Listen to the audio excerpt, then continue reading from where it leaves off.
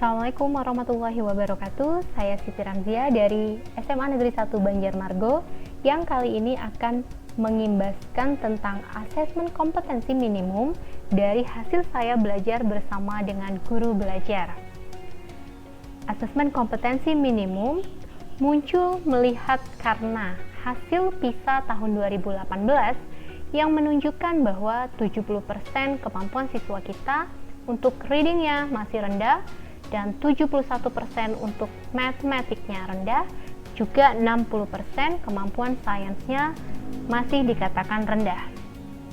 Dan hal ini membuat pemerintah berupaya untuk memperbaiki terus kualitas pembelajaran di Indonesia untuk menghasilkan kualitas pendidikan Indonesia yang semakin baik, sehingga melahirkan adanya asesmen nasional yang kita singkat dengan AN, di mana asesmen nasional ini merupakan program penilaian terhadap mutu setiap sekolah, madrasah, dan program kesetaraan pada jenjang dasar dan menengah.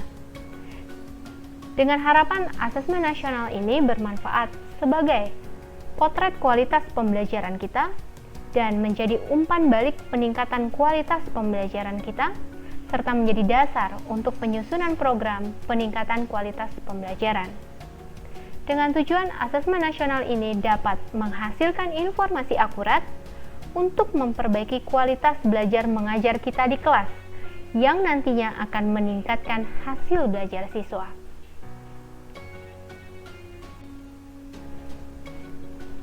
Dalam mengarungi era revolusi industri 4.0, ada 2 poin penting kompetensi siswa yang harus dimiliki agar mereka bisa beradaptasi. Yang pertama, ada kecakapan hidup abad 21 dan juga punya profil belajar Pancasila.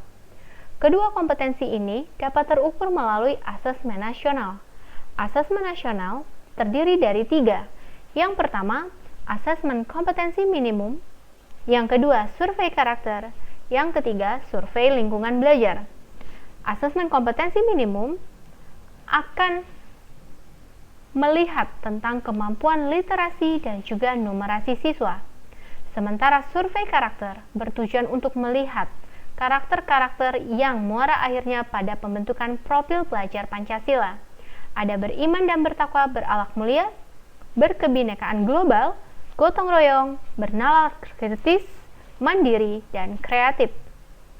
Dan juga ada survei lingkungan belajar untuk melihat bagaimana aspek mendukung di sekolah. Ada perbedaan antara asesmen dan ujian nasional.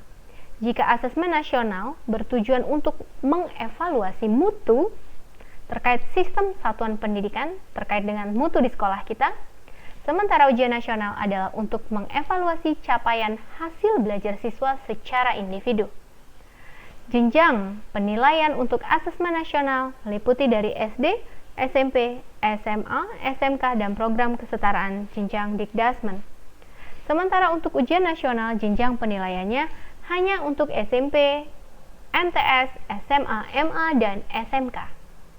Dan level untuk asesmen nasional adalah kelas 5, 8, dan 11, sementara untuk ujian nasional, level siswa yang diujikan adalah tingkat akhir pada tiap jenjang, seperti kelas 9 dan kelas 12. Untuk subjek siswa yang akan diujikan sebagai asesmen nasional akan dipilih secara random, sementara untuk ujian nasional dilakukan secara sensus, artinya semua siswa mengikuti ujian nasional. Model soal dalam asesmen nasional ada banyak pilihan seperti pilihan ganda kompleks, menjodohkan, isian singkat, dan bentuk uraian. Sementara model soal pada ujian nasional hanya berbentuk pilihan ganda dan isian singkat. Sasaran penilaian untuk asesmen nasional ada 3, seperti yang sudah dikatakan sebelumnya, yaitu asesmen kompetensi minimum, survei karakter, dan survei lingkungan belajar. Sementara sasaran penilaian untuk ujian nasional adalah penguasaan terhadap mata pelajaran. Dengan metode penilaian untuk asesmen nasional adalah Computerized Multistage Adaptive Testing, sementara untuk ujian nasional menggunakan CBT dan PBT, Computer Based Test dan Paper Based Test. Untuk pelaksanaan asesmen nasional, pada hari pertama diujikan literasi, pada hari kedua diujikan untuk tes numerasi. Untuk hari pertama, tes literasi dan dibarengi dengan survei karakter. Sementara hari kedua, ada tes numerasi dan juga survei lingkungan belajar. Yang membedakan adalah untuk SD, tes literasinya hanya 75 menit dan tes numerasinya juga 75 menit. Sementara untuk pendidikan menengah, durasinya adalah 90 menit. Untuk survei karakter, untuk SD 20 menit, pendidikan menengah 30 menit. Begitu juga dengan survei lingkungan belajar. Untuk SD, durasinya 20 menit, dan untuk SMP, SMA, durasinya 30 menit. Komponen asesmen kompetensi minimum literasi membaca. Untuk literasi, konten yang akan diujikan berupa teks informasi dan tes fiksi. Dengan proses kognitifnya adalah menemukan informasi, menginterpretasi dan integrasi, dan yang terakhir ada evaluasi dan refleksi.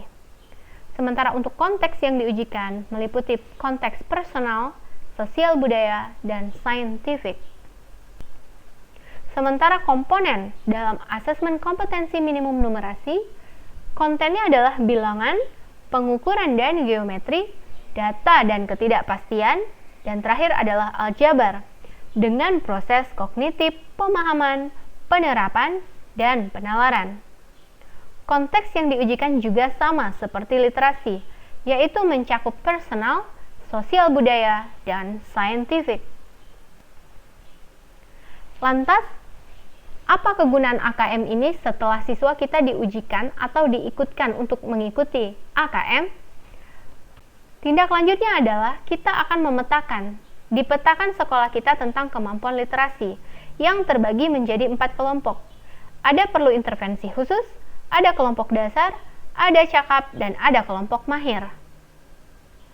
Untuk kelompok intervensi khusus, berarti murid kita belum mampu menemukan dan mengambil informasi eksplisit yang ada dalam teks ataupun membuat interpretasi sederhana.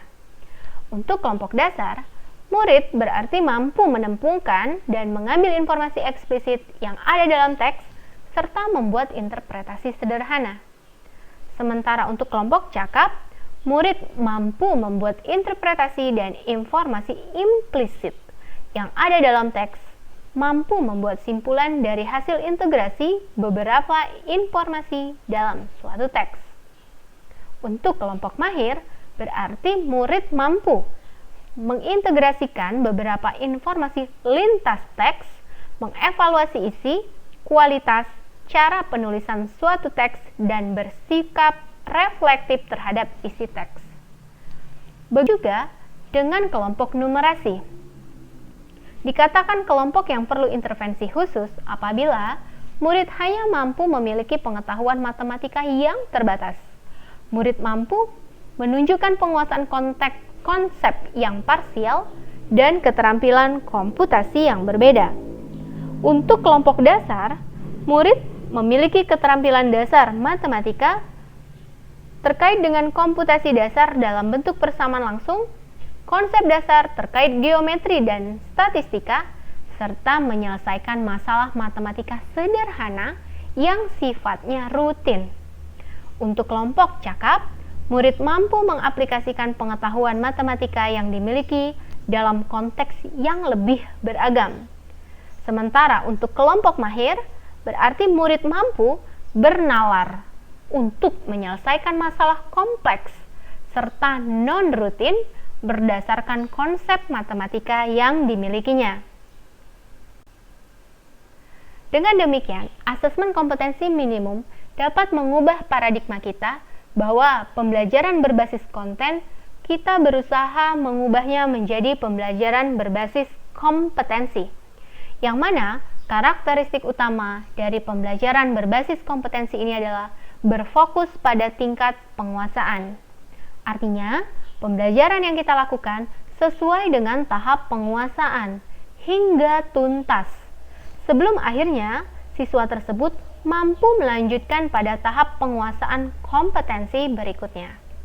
Nah, ada perbedaan antara pembelajaran berbasis konten juga berbasis kompetensi. Pada berbasis konten, ternyata pembelajarannya berpusat pada materi. Untuk berbasis kompetensi, berpusat pada kebutuhan siswa kita. Dan pada berbasis konten, ternyata belajar hanya untuk cakupan materi. Tetapi untuk berbasis kompetensi adalah untuk memahami konsep dan keterampilan. Pembelajaran berbasis konten menjawab serangkaian pertanyaan tes berdasarkan topik, tetapi untuk pembelajaran berbasis kompetensi menunjukkan kinerja dengan menerapkan konsep yang dimiliki. Pada pembelajaran berbasis konten, pembelajaran kurang atau dikatakan tidak terkait dengan konteks kehidupan nyata, berbeda dengan pembelajaran berbasis kompetensi yang terkait dengan konteks kehidupan nyata.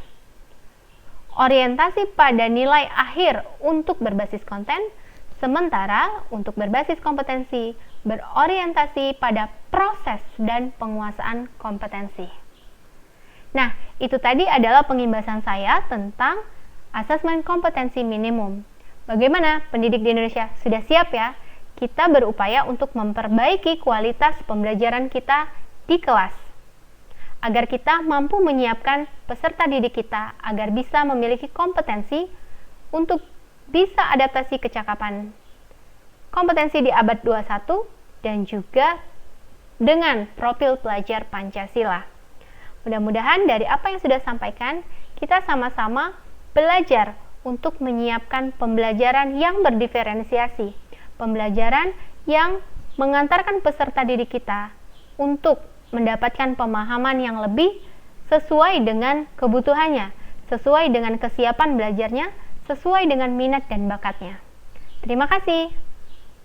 Selamat bergabung di program Guru Belajar bersama Kementerian Pendidikan dan Kebudayaan.